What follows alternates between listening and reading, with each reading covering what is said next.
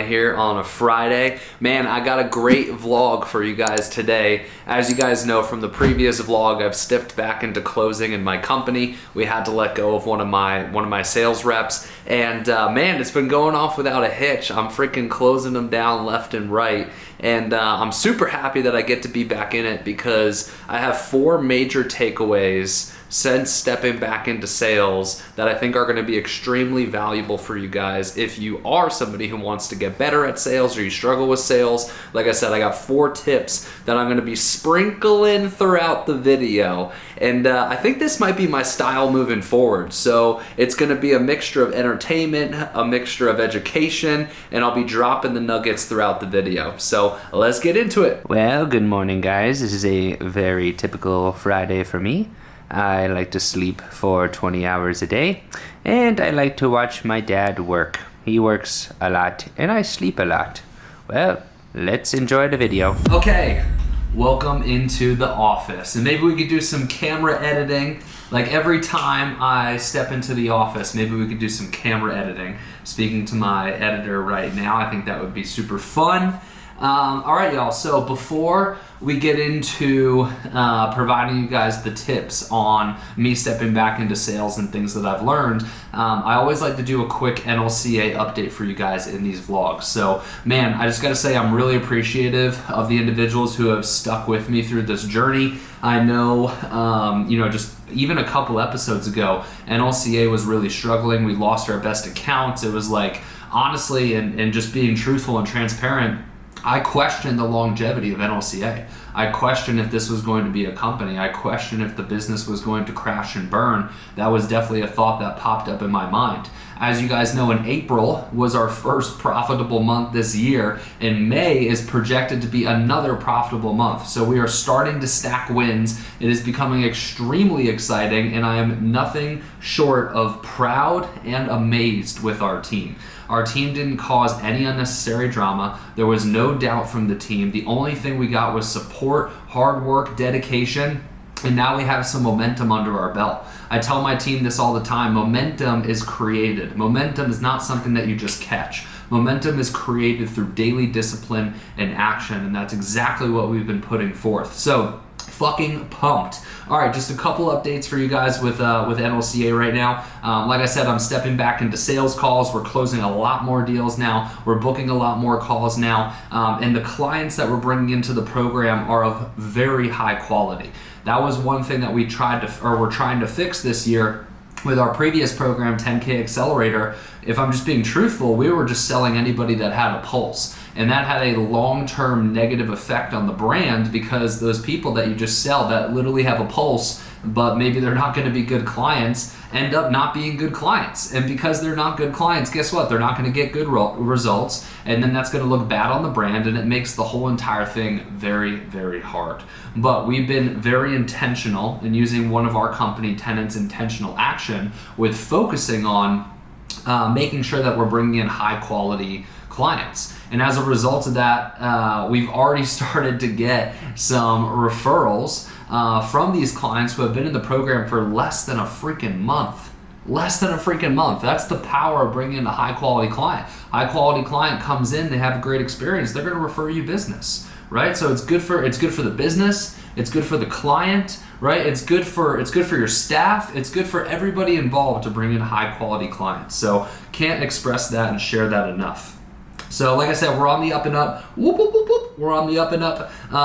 And we're also focusing a lot on program updates. So I've told you guys some of the program updates that we are focusing on. I'll give you guys a quick update on that. We are going to move forward with bringing on one-to-one sales coaches. So now every single NLCA client is going to have 2 one-to-one coaches. So the ratio is going to be 2 one-to-one coaches for every 1 client. Absolutely fucking insane. There is no other business coaching mentorship out there that has a 2-to-1 ratio, business coaches to students. So all of our students are going to have their own one-to-one business coach, and they're also going to have their own one-to-one sales coach. And like I said, we made the final decision. We are pushing forward with this. We are setting the bar high. A part of our mission statement is to literally set the standard of excellence for what a coaching company looks like. And that means that we have to continue to strive for more. That means that we have to continue to be creative and innovative with how we have the program structured. So this is something we're pushing forward with. I'm fucking excited for it. We got 2 to 4 weeks probably until we roll everything out and our students actually start getting a 2-to-1 ratio of sales coaches to business coaches. Mind blown. Other program updates, we just partnered with EverFit, which is a huge company in the space. We used to be partnered with True Coach. And if you guys don't know what I'm talking about, these are client CRMs. So these are ways that you guys manage your clients. These are ways that you make the check-in process very seamless, the workout process, and the nutrition process very seamless. So we did decide to make a transition from True Coach to EverFit. So that's a program update for our clients there. Another update, this is more of a company update. We are deciding to move to Go High Level. If you guys don't know what Go High Level is, and I'm not partnered with them in any way, this is just a decision that we made in NLCA, is right now you're probably using Typeform, Calendly, DocuSign, right? You're using all these different external softwares. Go High Level is all of that in one. All right, so we spend about $20,000 a year on all these external softwares, where instead now, and it's also an email provider, so we don't have to use ActiveCampaign anymore. Instead of spending $20,000 a year on all these external softwares and providers, Go High Level is only $97 a month. So it's going to be a huge benefit, not only from an efficiency standpoint to have everything in one place, but also from a cost-effective standpoint as well. All right, one last company update. There is a project that we are working on. I'm even afraid to say it out loud because I don't know if this is actually going to happen or not. All right, right now it's just a thought. We're trying to see how this could work, but we are trying to create a fitness coaching arm of NLCA where our students can get access to fitness coaching. Now you might be wondering, why would that be beneficial for a fitness coach? Why would a fitness coach want a fitness coach, right? They're already fitness coaches. So the thought behind this and why we think this would be a good addition to our program is it would show the students what good online coaching looks like. We would be able to be the example of what good online coaching looks like, and they'd be able to model that example. So, like I said, this is not a for sure thing. Right now it is just a thought. We are working through it as a leadership team to see if this is something we want to roll forward with, but it is a potential project that we might roll forward with. All right, that's it for my NLCA updates. Let's get back to the vlog. Whew. I know, I look like a bum right now. I know. I haven't taken a shower yet. Anyways, quick update. Told you guys I want to drink less this year. I would say I've been 50-50 on that goal. This weekend, we are not drinking, baby. We are not drinking this weekend. One thing I've noticed, and I don't know how old you are listening to this, I'm 28. You do not recover like you used to. And when I say drink, like, I don't go out and party, but at dinner, I like to have 2 to 3 cocktails usually. What I've noticed, the closer and closer I get to 30, 2 to 3 cocktails, the next day feels like 6 drinks. And it 1000% fucks up your clarity, it fucks up your productivity. And honestly, I was telling Caitlin this today, I was like, man, like, I feel like our relationship has been so good lately, and that's because we've been drinking less. So no drinking this weekend. If you're listening to this and you planned to drink this weekend, I encourage you not to. This is your sign not to drink this weekend. Man, I love my wife, but one thing that bothers me is this. This is bothersome. That's our bathroom. Why? What? Come on now. What is this? What is this? What is this? What is this? What is this? Literally, what is this? Carpet cleaner? Oh, hi, there I am, by the way. The other day, she had literally a shoe right here. And I say this in all good fun before you guys say, like, oh my God, he's a misogynist. Oh my God, he's so mean to his wife. I say this shit right to Caitlin's face. All right, like this is like an ongoing conversation. I'm holding her accountable to a standard. All right, I don't know if you guys see out here, spick and span, right? Very clean, right? There, everything's very organized. I like to have my shit organized, and you bet your bottom dollar I'm gonna hold my wife accountable to our family standard. So before I get hate in the comments, that's my belief. All right, these are my choices today. I have Swedish fish, ghost, sour green apple, red berry, and blue raspberry. If you know me, you know I want the green apple. I'm gonna try not to have the green apple today. I think I might go with the blue raz or the red berry. Which one would y'all go with? Let me know in the comment section down below. I am going with blue raz. Let's do it. Okay, so I come into the bathroom and I just, I'm peeing, I look down to my right. This literally looks like someone who's just really trying their best. And it's also giving like college dorm room. College dorm room vibes? Do you think that maybe like taking that out every once in a while could be good? Or maybe at least getting a cash. Taking this out once in a while? Once in a while? Do you want me to show them yours? Because wait a second, actually, this is really. But listen, this is really funny. Actually, a few clips before this, I went to the bedroom and I showed them all your piles, and then I kind of made fun of you, and then I wasn't even expecting this, but then you just made fun of me. But then I said it's all in good fun because we're trying to hold the highest standard. Yeah. But now we should go show them your. No, we shouldn't. All right, y'all. I am 5 minutes early. Fuck that. Actually, I was 6 minutes early to our sales meeting. I host the sales meeting. One of our premises is early is on time, and our team operates this way too. Already got people popping in 5 minutes early to the meeting. Early is on time, set the fucking standard, set the fucking precedent, let's go.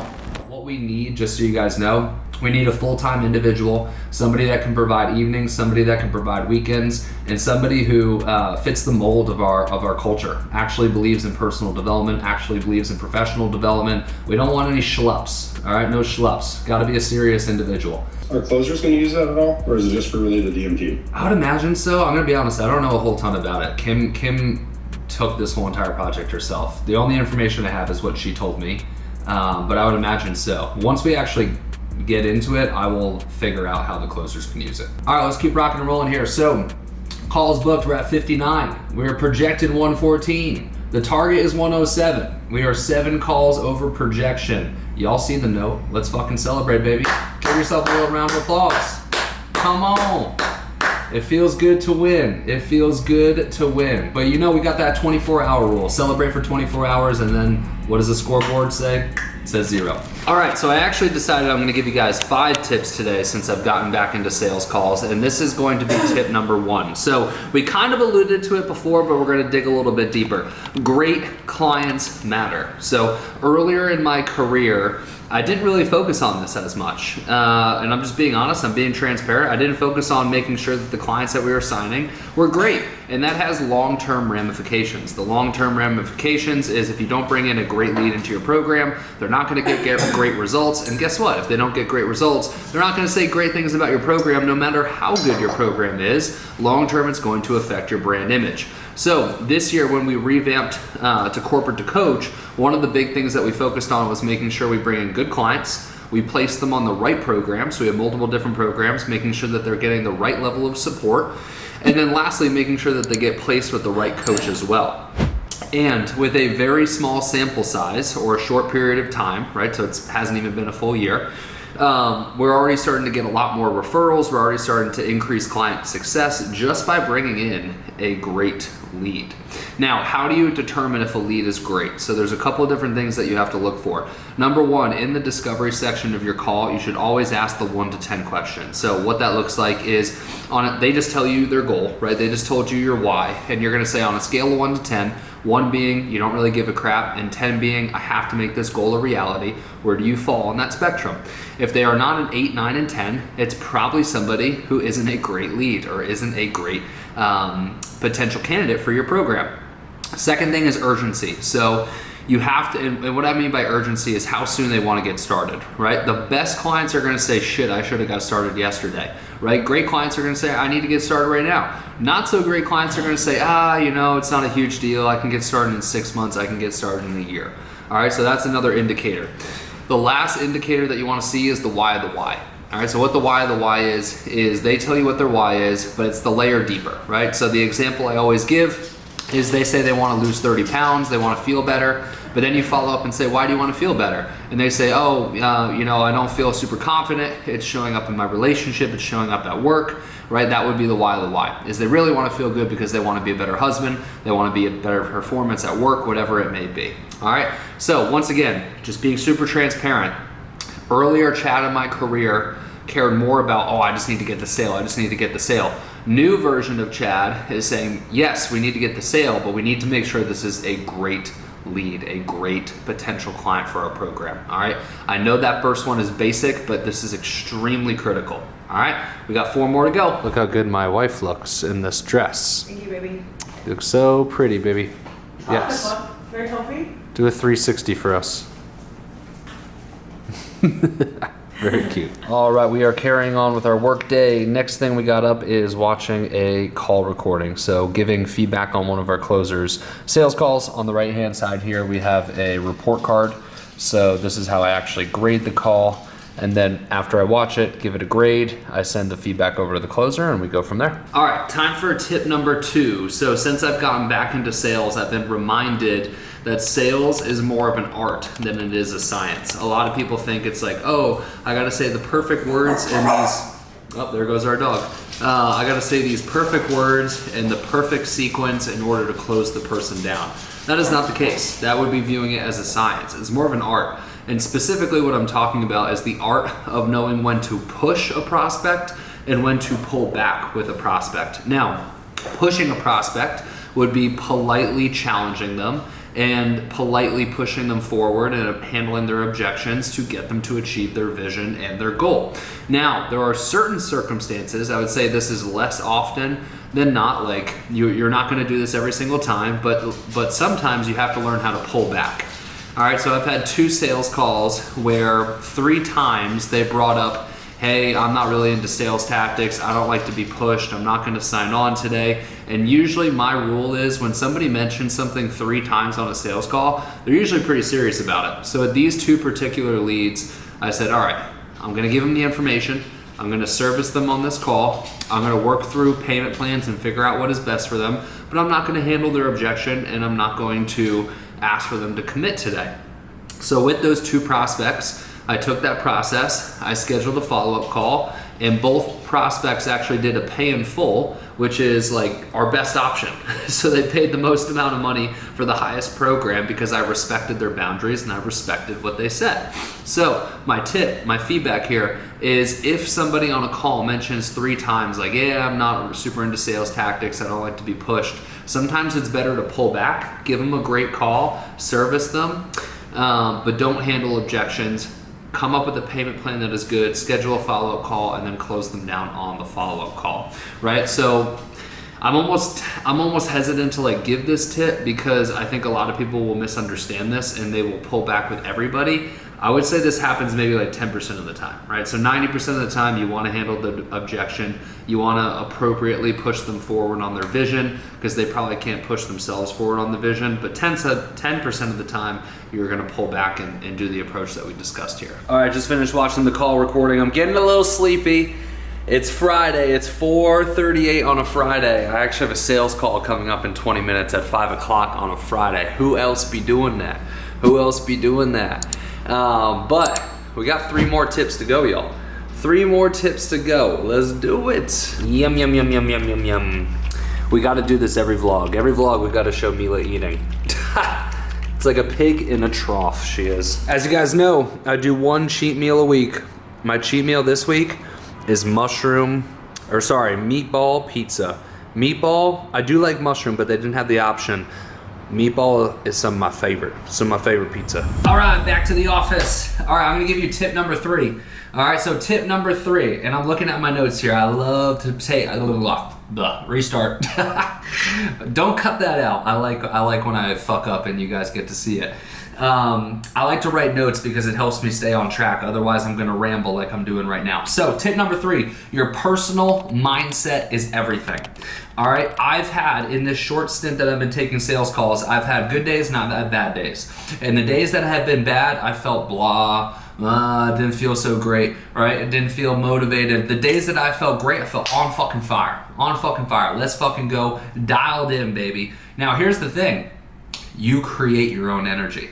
A lot of people think that you just wake up and how you feel is how you feel. And to some degree that's true, but that's only true if you don't change your state. Look, I could change my state right now. I could start talking monotone.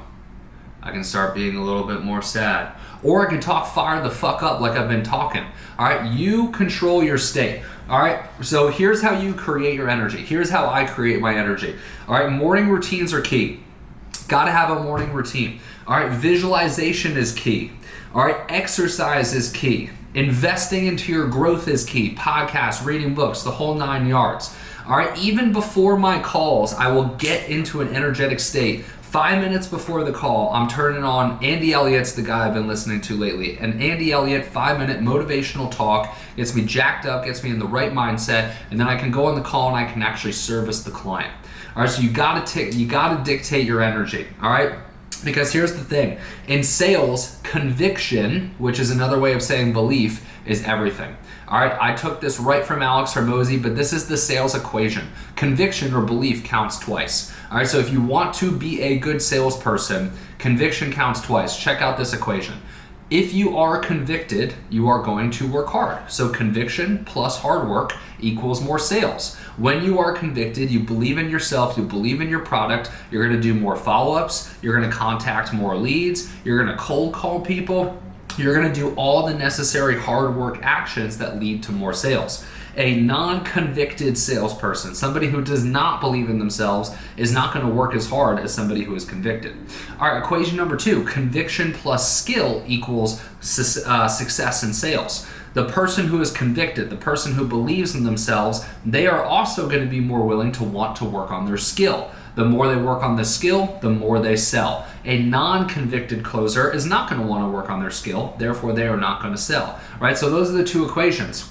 Conviction plus hard work equals sales. Conviction plus skill equals sales. Conviction counts twice. Conviction counts twice. You have to work on your personal belief. All right, it is not something that just happens to you. It is something you create, and it is something you create through having a success routine.